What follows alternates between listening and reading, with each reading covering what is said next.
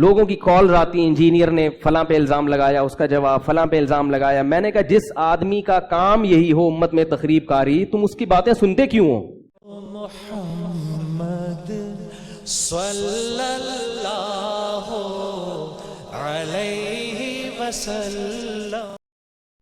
کتنی ایک طوفان بدتمیزی ہے میڈیا پہ صحابہ کرام کے خلاف. ہر ٹچا اٹھتا ہے، ہر جاہل سے جاہل اٹھتا ہے اور تبصرے کرنا صحابہ کرام کے خلاف شروع کر دیتے ہیں. میری نظر میں حضرت عثمان کی پالیسی ٹھیک نہیں تھی، میری نظر میں حضرت معاویہ کا یہ موقف درست نہیں تھا. تیری اوقات کیا ہے کہ تو ایسے بیٹھ کے باتیں کر رہا ہے؟ امام مالک سے کسی نے کہا کہ کیا عمر بن عبد العزیز حضرت معاویہ سے افضل ہیں؟ عمر بن عبد العزیز رحمہ اللہ تعالی، ان کو 5واں خلیفہ راشد کہا جاتا ہے. کسی نے کہا کہ عمر بن عبد العزیز نے اتنے کام کیے تو کیا وہ حضرت معاویہ سے افضل ہیں؟ امام مالک نے فرمایا کہ معاویہ جس گھوڑے پر بیٹھ کر محمد صلی اللہ علیہ وسلم کی معیت میں لڑا کرتے تھے، اس گھوڑے کی ناک میں جانے والا غبار بھی عمر بن عبد العزیز سے بہتر ہے. صحابہ میں جو اختلاف ہوا وہ حکومت کی لالچ میں نہیں ہوا، ایک آزمائش تھی امت کی پر اللہ کی طرف سے. حضرت معاویہ کہتے تھے کہ حضرت عثمان کا میں رشتہ دار ہوں، ان کے قاتلوں سے قصاص لینا میرا حق ہے، اور حضرت علی کہتے تھے کہ میرے لیے قصاص لینا ممکن نہیں ہے. پہلے حکومت کو مضبوط کرنا یہ زیادہ ضروری ہے. اجتہادی اختلاف تھا، اس بیس پر تلوار اٹھی ہے آپس میں. تو اس تلوار اٹھنے میں حضرت علی حق پر تھے، حضرت معاویہ غلطی پر تھے، مگر یہ غلطی دولت کی لالچ میں، پیسوں کی لالچ میں بولو بھائی نہیں تھی. وہ اپنے آپ کو حق سمجھ رہے تھے. انسان سے غلطی ہو سکتی ہے، وہ کسی چیز کو صحیح سمجھتا ہے جبکہ حقیقت میں وہ صحیح نہیں ہوتی. اس کی تو بہت ساری مثالیں ملتی ہیں. حضرت داؤد اور سلیمان علیہ السلام کا واقعہ اللہ نے قرآن میں بیان کیا کہ ان کے پاس ایک کیس آیا. حضرت داؤد نے بھی فیصلہ کیا اور آپ کے بیٹے سلیمان نے بھی. اللہ فرماتے ہیں سلیمان کا فیصلہ صحیح تھا، داؤد کا فیصلہ بولو بھائی سلیمان کے مقابلے میں صحیح نہیں تھا. یہ اجتہادی غلطی چھوٹے مسائل میں بھی ہو سکتی ہے اور بڑے مسائل میں بھی ہو سکتی ہے. تو صحابہ کرام کی بہت بڑی بڑی قربانیاں ہیں. حضرت معاویہ رضی اللہ تعالی عنہ پر حضرت ابو بکر نے اعتماد کیا، ان کو گورنر بنایا. حضرت عمر نے اعتماد کیا، ان کو گورنر بنایا. حضرت عثمان نے اعتماد کیا. یہ اتنے حضرات ان پر اعتماد کر رہے ہیں، ان میں کوئی کوالٹیز ہوں گی، کوئی خصوصیات ہوں گی. لوگوں کی کالز آتی، انجینئر نے فلاں پہ الزام لگایا، اس کا جواب فلاں پہ الزام لگایا. میں نے کہا جس آدمی کا کام یہی ہو امت میں تخریب کاری، تم اس کی باتیں سنتے کیوں ہو؟ دنیا میں علماء ختم ہو گئے ہیں کیا؟ پورے برے صغیر میں تمہیں ایک بچہ ملتا ہے جو ہے بھی انجینئر، جو عالم مفتی بھی نہیں ہے. حوالوں پہ مرتے ہیں لوگ کہ بھئی ہر بات حوالے سے کرتا ہے. تم نے جا کے دیکھا ہے وہ حوالے صحیح ہے یا نہیں ہے؟ ان کا اردو ترجمہ صحیح ہے یا نہیں ہے؟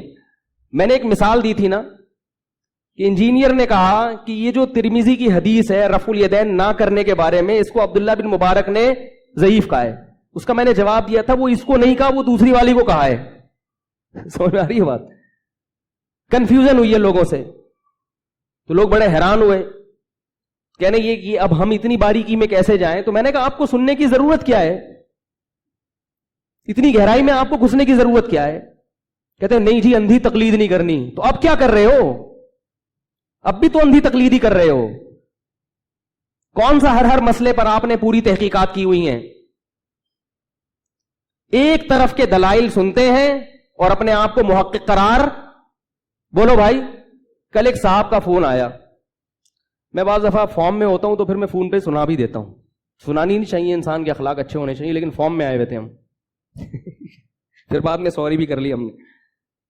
وہ کہنے لگے جناب ڈاکٹر ذاکر نائک صاحب نے ابھی پھر یہ مسئلہ بیان کیا اسٹیج پر کہ 3 طلاقیں ایک ہوتی ہیں.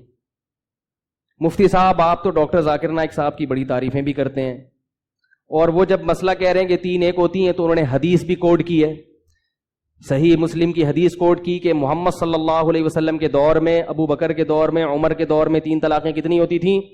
ایک ہوتی تھیں. حضرت عمر نے سیاستاً کتنی کر دی؟ 3 کر دی. تو مفتی صاحب اب آپ جواب دیں نا اس کا. مفتی صاحب کے پاس کرنے دھرنے کا اور کوئی کام ہے ہی نہیں. تھوڑی دیر میں رفع الیدین والے کا فون آ جائے گا. میں ساری پرچیاں لے کے ہر وقت اپنے پاس بیٹھا کروں رفع الیدین کی حدیث. یہ رفع الیدین پر تو 325 حدیثیں کہا جاتا ہے نا, ان کو یہ بھی نہیں پتا چلتا کہ یہ کون سا والا رفع الیدین ہے. بعض حدیثیں ایسی جس میں تکبیر تحریمہ کا رفع الیدین ہے, اس کو بھی اسی میں ڈالا ہوا ہے. سمجھ آ رہی بات؟ اتنی بھی سینس نہیں ہے عوام میں. 325 یا 400 حدیثیں کسی ٹاپک پر اسلام میں نہیں ملتی. اتنی تو حضرت عیسیٰ کے نزول پر نہیں ہے جو عقائد کا مسئلہ ہے. فروعی مسئلے پر اتنی حدیثیں کہاں سے آ گئیں؟ سینس لیس لوگ ہیں, مگر ہر آدمی فنٹر بننے کی کوشش میں. کوئی اپنے آپ کو کم علم ماننے کے لیے تیار. یاد رکھو, اندھی تقلید وہ ہوتی ہے جو کسی جاہل کی ہو. کسی پڑھے لکھے کی تقلید اندھی کہلاتی نہیں ہے. تو وہ کہنے لگے ڈاکٹر ذاکر نائک صاحب نے کہا یہ ابھی وہ یہ حدیث بھی کوٹ کی ہے. میں نے کہا اچھا مجھے ایک بات بتائیے, ڈاکٹر ذاکر نائک کا تو میں احترام کرتا ہوں, کرتا رہوں گا, کیونکہ وہ جو کام کر رہے ہیں ہم ان کاموں کو دیکھ کے ان کا احترام کرتے ہیں.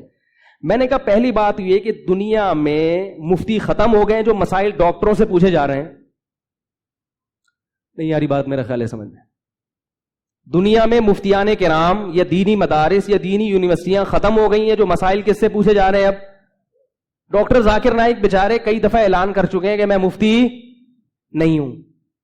دوسری بات یہ کہ جناب ڈاکٹر ذاکر نائک صاحب نے جب لاکھوں کے مجمع کے سامنے یہ بات کہی کہ نبی کے دور میں 3 ایک تھیں, ابو بکر کے دور میں 3 ایک تھیں, حضرت عمر نے 3 کو 3 کر دیا, تو کسی کے دل میں خیال نہیں آیا کہ وہ ان سے پوچھے کہ حضرت اسلام میں اتنی بڑی تحریف حضرت عمر نے کر دی تو کسی صحابی نے اس کے خلاف آواز کیوں نہیں اٹھائی؟ کوئی غیر مسلم آج اسلام قبول کرتا ہے, سنیں میری بات, اور آپ اسے یہ حدیث اس طرح سے بتائیں کہ نبی کے دور میں 3 کتنی ہوتی تھی؟ 1. ابو بکر کے دور میں بھی 3 ایک, حضرت عمر کے ابتدائی دور میں بھی حضرت عمر نے کیا کیا 3 کو. میں نے کہ اس کا مطلب یہ ہوا کہ نبی کے دور میں اکٹھی 3 طلاقیں دو تو بیوی حلال رہتی تھی, ابو بکر کے دور میں بھی حلال تھی, حضرت عمر نے اس حلال بیوی کو کیا کر دیا؟ بولو نا بھائی, حرام کر دیا. اور جس غیر آدمی پر حرام تھی اس کے لیے کیا کر دیا؟ حلال کر دیا کہ وہ وہاں شادی کر لے. اس سے بڑی اسلام میں کوئی تحریف ہو سکتی ہے؟ کہتے ہیں سیاستن یہ کام کیا. سیاستن کسی کو کوڑے تو لگائے جا سکتے ہیں, سیاستن کوئی سزا تو بنائی جا سکتی ہے. حلال کو حرام اور حرام کو حلال کر دینا یہ سیاست نہیں ہے, یہ دین میں بولو نا بھائی تحریف ہے. تو میں نے کہا وہ سارے مخنجو بیٹھے ہوئے ہیں جو یہ سوال نہیں کر رہے کہ یار یہ کیسے ممکن ہے. خلیفہ راشد بھی ہے, وہ ایک طرف کہہ رہے ہو کہ جنتی بھی ہیں, خلفائے راشدین میں سے بھی ہیں, انہوں نے حلال کو حرام کر دیا اور حرام کو حلال کر دیا, اور تمام صحابہ اس پہ خاموش بھی ہیں. تو پتہ نہیں جب اتنا بڑا دین تبدیل کر دیا تمہارے خلیفہ راشد نے تو پتہ نہیں کیا کیا اور بھی کیا ہوگا انہوں نے. تو پورا اسلام مشکوک ہو گیا کہ نہیں ہو گیا؟ کیا کریں یار, کیسے سمجھائیں؟ تحقیق ہے تو پھر یہ بھی تو تحقیق کرو نا, اس کا کیا جواب ہے؟ ایک بات سن لیتے ہیں اور فوراً اس پر ایمان لے آتے ہیں, اس کی تحقیق میں نہیں جاتے, اور اس کو تحقیق کہتے ہیں. اس کو کیا کہتے ہیں؟ ہم محقق ہیں. نہیں یاری بات میرا خیال ہے. تو وہ پھر کہنے لگے پھر آپ بتا دیں اس کا کیا جواب ہے. میں نے کہا پہلی بات تو یہ کہ جن لوگوں نے آپ سے یہ اعتراض کیا ان کو آپ پہلے یہ کہیں کہ یہ اعتراض مفتی صاحب کے بتانے سے کیوں پیدا ہو رہا ہے آپ کے دل میں. آپ تو محقق ہیں, آپ کو تو خود سے یہ اشکال ہونا چاہیے تھا, اور آپ کے جس مفتی نے بھی یہ فتویٰ دیا آپ کو خود سوال کرنا چاہیے تھا کہ حضرت اس سے تو ہمیں خلفائے راشدین پر اعتماد ختم ہو رہا ہے, تمام صحابہ پہ اعتماد ختم ہو رہا ہے. یہ کیسی سیاست ہے اسلام میں کہ حلال بیوی حرام اور حرام بیوی حلال, جبکہ قرآن جگہ جگہ کہہ رہا ہے کہ حلال و حرام کرنا صرف کس کا کام ہے؟ ایک صاحب مجھے کہنے لگے کہ حضرت عمر نے کتابیہ اہل کتاب کی عورتوں سے نکاح پر بھی تو پابندی لگائی تھی. یاد رکھو پابندی لگائی نہیں تھی, منع کیا تھا, مگر حرام قرار نہیں دیا تھا. حضرت حذیفہ نے جب یہودی عورت سے نکاح کیا حضرت عمر نے کہا نہیں کرو, انہوں نے کہا حرام ہے تو چھوڑ دوں, فرمایا نہیں حرام نہیں ہے, مجھے ڈر ہے کہ یہ زانی عورت ہوگی تو تم ایسی عورت سے نکاح کرو گے, لوگ بھی تمہیں دیکھ دیکھ کے نکاح شروع کر دیں گے, مسلمانوں کا خاندان خراب ہوگا. پھر بھی حضرت حذیفہ نے نکاح کر لیا اس عورت سے. حضرت عمر نے پھر بھی ان کو جیل بولو بھائی نہیں بھیجا. اور اس نکاح کو کنسیڈر کیا, زنا کی سزا اس پہ جاری نہیں کی. حلال کو حرام کرنا, حرام کو حلال کرنا, یہ صرف کس کا کام ہے؟ اللہ کا. پھر میں نے ان سے بتایا, میں نے کہا دیکھو نبی کے دور میں جو جابر بن عبداللہ کہتے ہیں کہ ہم نبی کے دور میں بھی متا کرتے تھے, ایک ٹیمپریری میرج جسے کہتے ہیں, ابو بکر کے دور میں بھی کرتے تھے, حضرت عمر نے پابندی لگا دی. شیعہ یہی تو دلیل دے کے متا کو حلال کرتے ہیں. تو میں نے کہا حضرت عمر نے جو پابندی لگائی وہ پابندی جدید پابندی نہیں تھی, وہی پابندی تھی جو نبی کے دور میں لگ چکی تھی, مگر بہت سے صحابہ کو اس پابندی کا علم نہیں تھا. حضرت عمر نے اسی پابندی کو نافذ کیا ہے. حضرت جابر کو علم نہیں تھا کہ نبی کے دور میں پابندی لگ چکی ہے. تو وہ کہنے لگے کہ متا تو نبی کے دور میں حرام ہو چکا تھا, اس لیے ہم اس کو حرام کہتے ہیں. میں نے کہا اسی طرح 3 طلاق کو ایک کہنا نبی کے دور میں ختم, بولو بھائی, ہو چکا تھا. اور اس کی دلیل صحیح حدیث ہے عبداللہ بن عباس کی کہ زمانہ جاہلیت میں 3 طلاقوں کو 3,000 طلاقوں کو بھی ایک سمجھا جاتا تھا. اللہ نے اس حکم کو منسوخ کر دیا اور آیتیں نازل ہوئے طلاق مرتان, 2 مرتبہ کے بعد تیسری مرتبہ کر دی تو بیوی حلال, بولو بھائی, نہیں ہوگی. تو یہ حکم ہمیشہ کے لیے منسوخ ہو گیا. حضرت عمر نے اسی حکم کو نافذ کیا ہے. نہیں آ رہی بات؟ کیونکہ حدیث میں یہ کہیں نہیں آتا کہ نبی کے دور میں ایک مجلس کی 3 ایک سمجھی جاتی تھی. حدیث میں آتا ہے کہ علل اطلاق 3 ایک سمجھی جاتی تھیں. تو یہ زمانہ جاہلیت کا حکم تھا جس کا بہت سارے صحابہ کو علم نہیں ہوا, جیسے متا کا بہت سارے صحابہ کو علم نہیں ہوا کہ حرام ہے. سمجھ میں نہیں آ رہی میرا خیال ہے بات؟ تو اس پر میرا ایک مستقل لیکچر ہے, وہ سنیں. یاد رکھو 3 طلاقیں دینے کے بعد کسی نے بیوی کو رکھا تو ساری زندگی زنا کا, بدکاری کا گناہ ملے گا اس کو. اس میں اختلاف رائے کی گنجائش, بولو بھائی, نہیں ہے.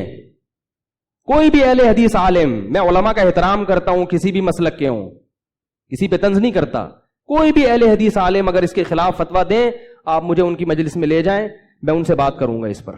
بولوں گا آپ نے کیسے فتویٰ دیا, یہ دلائل سے مجھے قائل کریں. محمد صلی اللہ علیہ وسلم.